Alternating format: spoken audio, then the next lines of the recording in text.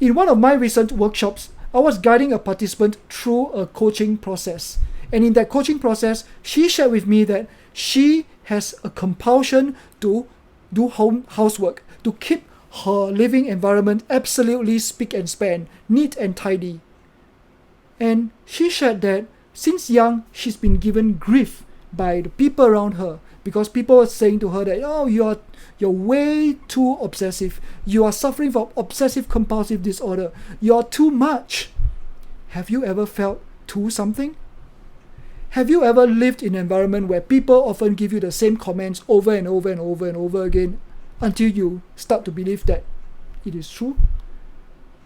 Have you ever allowed these comments to become a limiting belief that limits your ability to perform into your adulthood? This is especially prevalent if it comes from people who are closest to you, such as your parents, your family members, and your close friends. This, my friends, can be a hidden confidence killer. And in this video, I'm going to share with you what it is and how you can overcome it. So very often people say things like this to us. Well, you're too much, you're too emotional, you're too sensitive, you think too much, you're too intense, you're too crazy, or you're not smart enough, you're not intelligent enough, you're not independent enough, you're not rugged enough, you're not tough enough, you're not resilient enough. And sometimes when we hear this over and over and over again, we believe it is true. But just because it is said by many people over and over again, does it necessarily have to be the truth? Does it necessarily have to limit us and keep us into a fixed mindset to believe that we are like that, we should resign to our fate and never to grow from it? In this client of mine, she shared that she has gone through years of seeing psychologists, therapists, psychologists, and she's been prescribed medication and drugs because she's been diagnosed as having OCD. But having recovered from it, I'm getting emotional about it. Having recovered from it, I personally feel that today she's a very functional person and she needs to start to see the beauty in that instead of just being limited to a very, very limiting belief of herself as that there's something wrong in herself.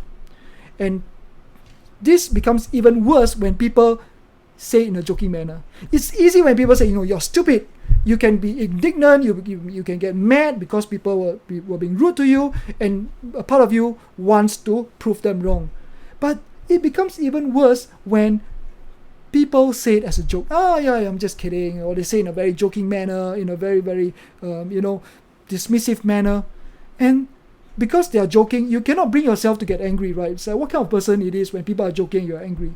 But just because they are joking doesn't mean that it is true. If they say it over and over and over again, our subconscious start to believe that it is to be true. And it becomes a limiting belief. And people like this carry it with them throughout their lives, and they cannot break free from it. And in this video, I'm going to share with you the 5 questions that you can ask to break free of these limiting beliefs. The first question is this absolutely true? And the question here is absolutely.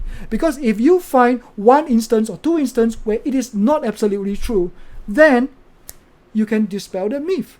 You can dispel that limiting belief. So the limiting belief in this case is that she is too much, she is too clean, she's too obsessive, and she's suffering from obsessive compulsive disorder. Is it absolutely true? Have there been times when she can learn to relax a little? And when I asked her this question, she said, actually, yes. The next question is this necessarily a bad thing? I asked her, is this necessarily a bad thing? Is there anything good that comes from cleaning after yourself? Is there anything good that comes from keeping your living environment in spick and span? And she says, yes. Whenever her husband misplaces something and need to find that something, he will ask her, and she's always able to help her husband locate and find that thing because she knows exactly where things should be. Secondly, she has found that her children like to leave their toys all around on the floor in the home, and this can actually cause a safety hazard. And this is not necessarily a bad thing because when she cleans up after her children, when she keeps the place spick and span and neat and tidy, she removes these safety hazards. So it's not necessarily a bad thing. The third is that is there absolutely no value in this? As I have explained, there is a lot of value in what she's doing, and I helped her during the process to see the value in what she does. And I asked her, is there a higher positive purpose for this? To keep the place neat and tidy, to keep the place clean, to keep the place safe.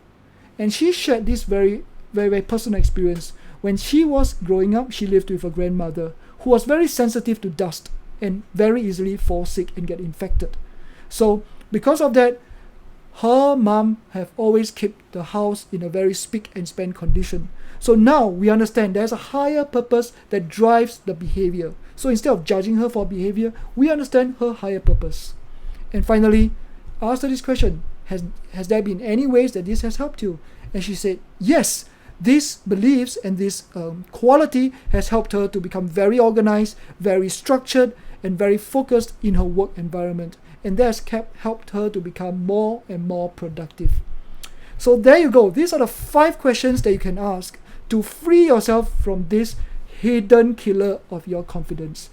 And as you mature and as you seek to discover your personal identity and to individuate and find your own way in life, I hope that you can gradually overcome these hidden limiting beliefs that may be holding you back from achieving more in your life.